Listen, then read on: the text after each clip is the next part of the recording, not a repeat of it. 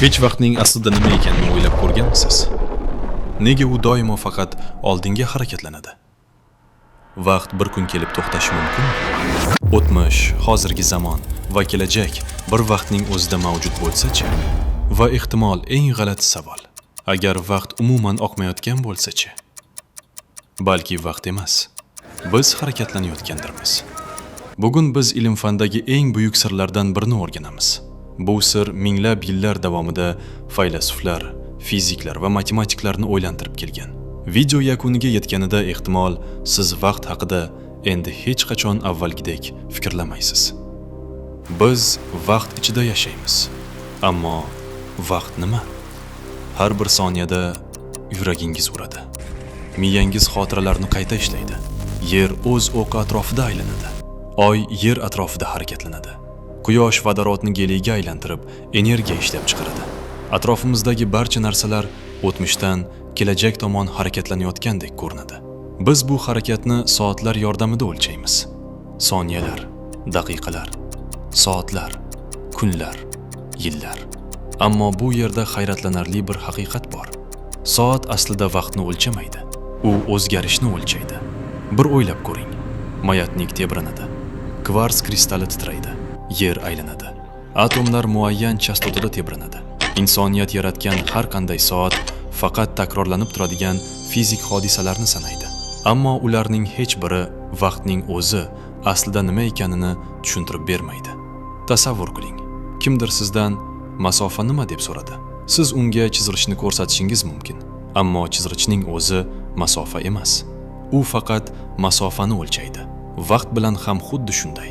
Soatlar vaqtni o'lchaydi, ammo ular vaqtning asl mohiyatini tushuntirmaydi. Mana shu oddiy savol insoniyatni minglab yillar davomida o'ylantirib kelmoqda. Zamonaviy ilm-fan paydo bo'lishidan ancha oldin ham odamlar vaqt nihoyatda sirli ekanini tushunishgan. Qadimgi sivilizatsiyalar tabiatdagi takrorlanuvchi jarayonlarni kuzatishgan. Quyosh chiqardi, oy o'z fazalarini o'zgartirardi, fasllar yana qaytib kelardi. Hayot go'yoki aylana bo'ylab harakatlanayotgandek edi. Ko'plab qadimgi xalqlar vaqtning o'zi ham aylana shaklida deb hisoblashgan. Ularning tasavvurida tarix abadiy takrorlanib turardi. Tug'ilish, hayot, o'lim, qayta tug'ilish, hamma narsa yana qaytardi. Hech narsa butunlay tugamasdi.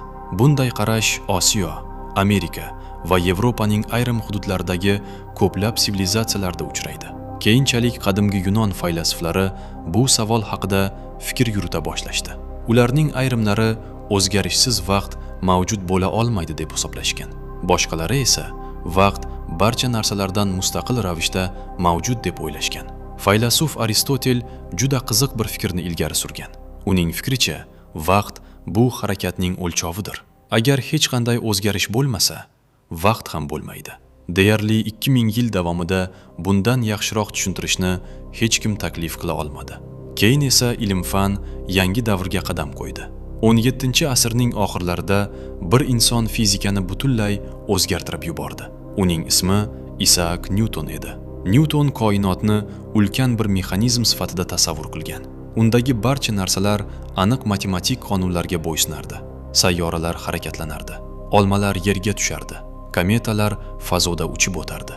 Newtonning fikriga ko'ra, bu hodisalarning barchasi ko'rinmas kosmik sahna ichida sodir bo'lardi. Bu sahna fazo edi. Fazo bilan birga yana bir ko'rinmas sahna mavjud edi. Bu vaqt edi. Newton vaqt butun koinot bo'ylab bir xil tezlikda oqadi deb hisoblagan. Siz yerda turgan bo'lasizmi yoki Yupiterga sayohat qilasizmi? Buning hech qanday ahamiyati yo'q edi. Vaqt hamma uchun bir xil tezlikda o'tishi kerak edi. Newton bu tushunchani mutlaq vaqt deb atagan. Butun koinotni ulkan bir film sifatida tasavvur qiling. Undagi har bir jism aktyor, fazo, sahna. Vaqt esa sahna ortida tinimsiz ishlab turgan soat. Aktyorlar turli tezlikda harakatlanishi mumkin, ammo sahna ortidagi soat hech qachon o'zgarmaydi. 200 yildan ortiq vaqt davomida bu g'oya juda yaxshi ishladi. U jismlarning yerga tushishini tushuntirdi, sayyoralarning harakatini izohladi, muhandislikning rivojlanishiga yordam berdi, astronomiyadagi hisob-kitoblarni aniqroq qildi. Olimlar kuzatgan deyarli barcha hodisalar Nyuton qonunlariga mos kelardi. Odamlar vaqt siri nihoyat yechildi deb o'ylashdi.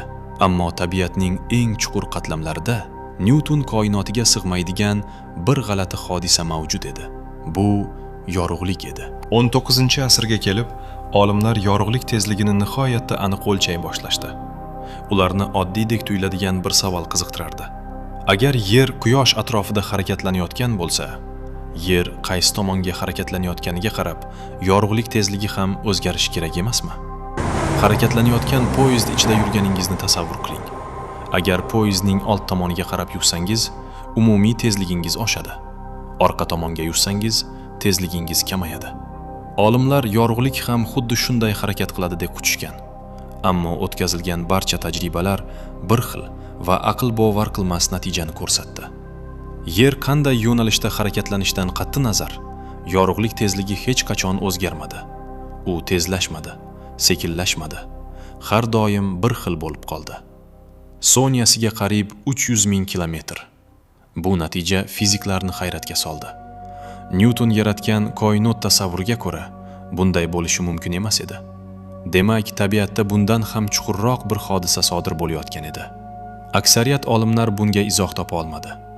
Keyin 1905-yilda patent idorasida ishlaydigan yosh bir xizmatchi insoniyatning borliq haqidagi tasavvurini butunlay o'zgartirib yuborgan ilmiy maqolani e'lon qildi.